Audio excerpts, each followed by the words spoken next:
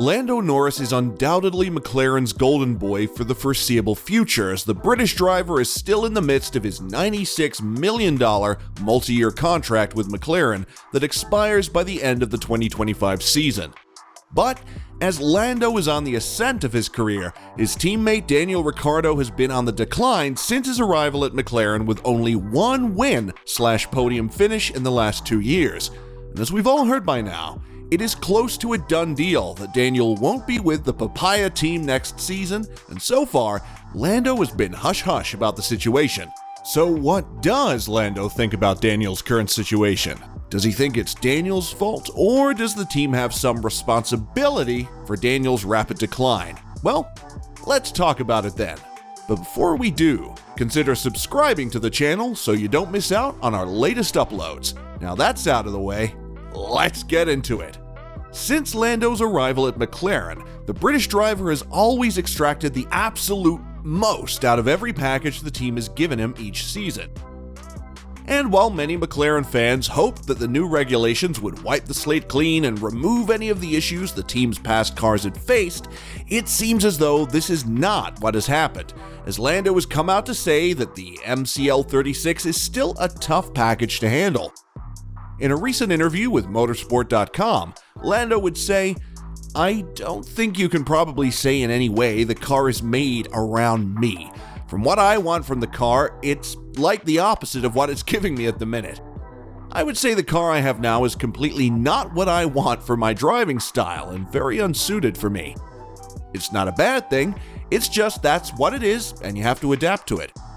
That's why I feel like I've done a reasonable job this year, adapting to something that isn't quite what I want or like. That's one of the improvements I've made over the last few years." But even with arguably the toughest package he has ever had to deal with, Lando has still been able to score 76 points for the team and podium finish at Imola. Compared to Daniel, who has only scored 19 points for the team and for a better half of the season battling with the back markers rather than finishing within the points bracket. The huge disparity between the two in performance has led many to ask whether or not McLaren is favoring one driver over the other in their development plan. Lando would give reply to these rumors by saying, "I'm giving my opinion and saying what I feel like will help me go quicker in the car. Sometimes that's a bit different from what Daniel has, but in general, we are still aligned as a package with what we need to improve on.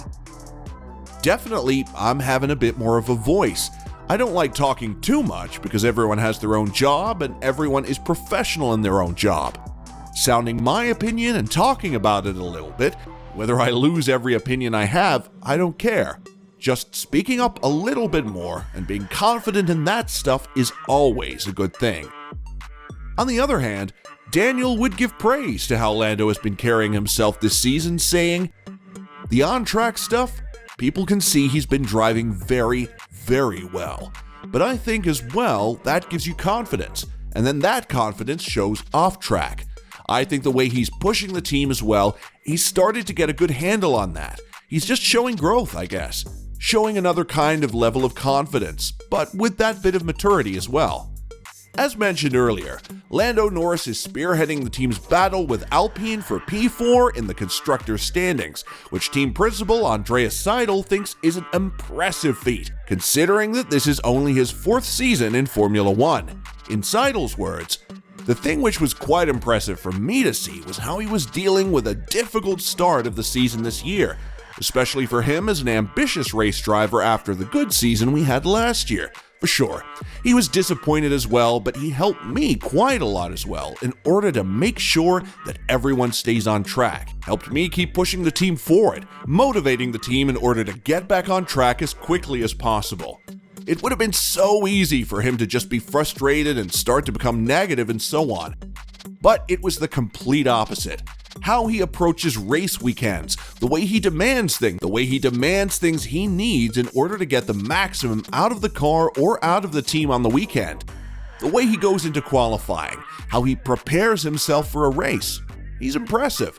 At the same time, we know he's only going into his 4th year in Formula One, or he is in his 4th year, so be it, which also means there's still a lot more to come from his side, which makes me even more positive looking forward and knowing that he's with us for many, many more years. And now that the team and Daniel are embroiled in a battle of nerves, it is undeniable that there is a mixture of tension and disappointment within the team, as Daniel has not lived up to their expectations, and vice versa. But Seidl would say that getting caught up in the drama and disappointment will not help both Ricciardo and the team to finish the season strongly, and ideally ahead of Alpine in the Constructors' Championship. It is clear that if you look at how the season has gone so far with Daniel, he's disappointed, and we're disappointed as well, Seidl said. But in the end, frustration or disappointment doesn't help you moving forward. The most important thing is to keep going with a clear ambition to make it work. That's why we put in a lot of energy within the team in order to see what we can do on the car side. For example, to help him feel more comfortable with the car, especially when it comes to qualifying, when he has to push the car to the absolute limit. Also from his side, he's absolutely committed and puts in a lot of energy together with the engineers, also back home in Woking, to find these last percentages which are missing from time to time. Ricciardo's recent rapid decline has also made fans question on whether or not the Honey Badger has ever considered retiring. In a recent interview, Daniel would address this by saying that his one and only win with McLaren so far at Monza last season and the high that he felt during the celebrations is what is keeping him motivated to stay in the sport. Daniel would continue on, saying, "That's the easy way out, I guess. It's not even that.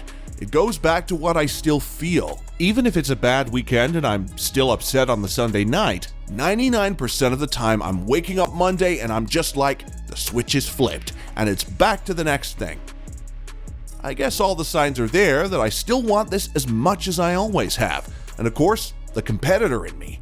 You find the other bits of motivation. You find whatever you need to keep you going. The answer is, I'm still finding a lot to keep me going. It's as simple as that." Once the season resumes next week, Daniel will have 9 races left to gain back his former form and impress either McLaren to make him worthy for the team to keep him, or other teams to ensure that he has some bargaining power to work with once he starts looking for a new home next season. But what do you think? What are the chances of Daniel finally figuring it out in the last 9 races of the season? Let us know in the comments section below, and as always, don't forget to like and subscribe to the channel if you haven't.